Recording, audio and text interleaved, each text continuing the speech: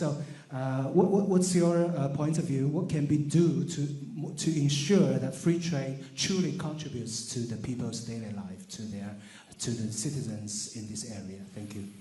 I think that agreements that improve trade, that improve economic cooperation are always positive. But let's have no illusions. There will only be justice and equity. And there will always be the chance for developing countries to be able to overcome the present difficulties if there is an in-depth reform of international financial institutions.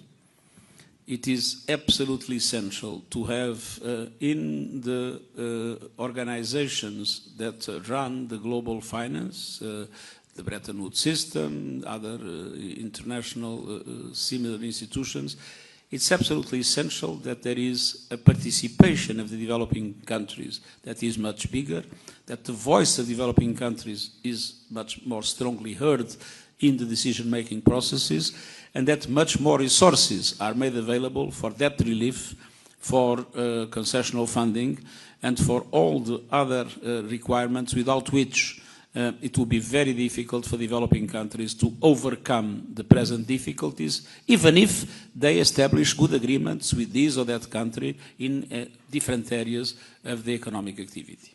Very good. Russia today? Wait for the microphone, please. Thank you so much. Thank you, Mr. Guterres. Bom dia.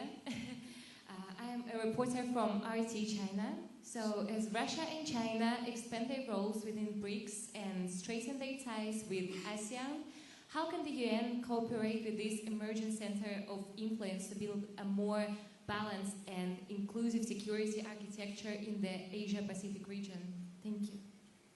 So multipolarity. I believe that we will only have effective multilateralism when we will have effective multipolarity in the world. I am totally against the world in which superpowers have a dominant role.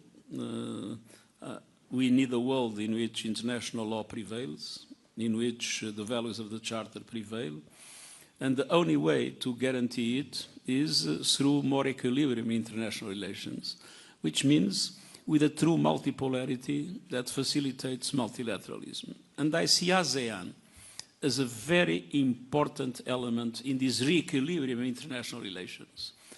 I believe it's essential to have different countries and groups of countries networking in different aspects of economic and political dimensions and creating with this network a factor of equilibrium that doesn't allow for any abuse of power of any superpower or for a division, a geopolitical division of the world into two parts like it happened in the Cold War.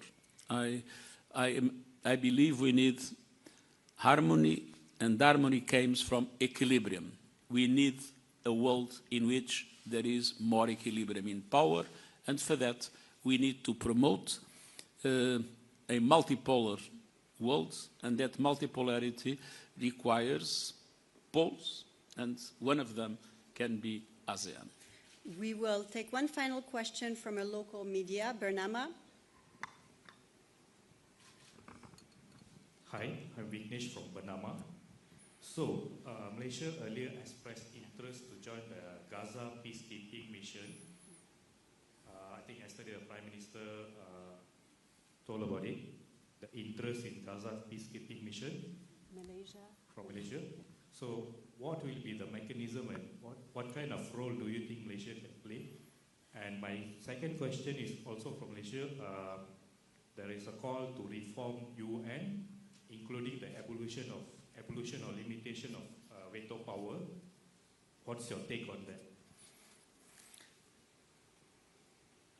First of all, in relation to Gaza, I would like to express my appreciation for what has been the constant, coherent policy of foreign policy of Malaysia that has no double standards and that has been strongly advocating for the right of the Palestinian people to self-determination and statehood.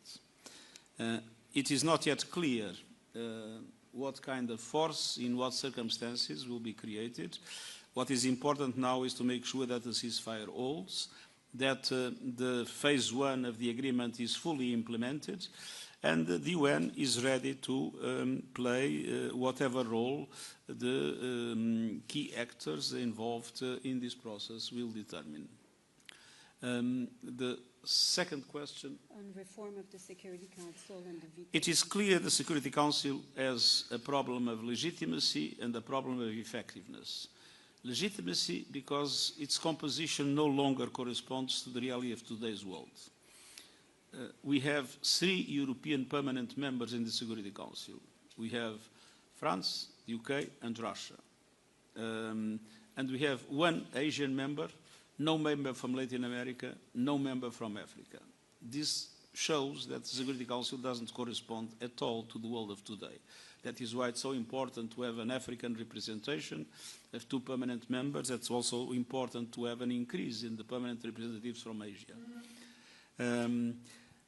Second, there is a problem of effectiveness, and the main element that complicates the effectiveness is indeed the veto power.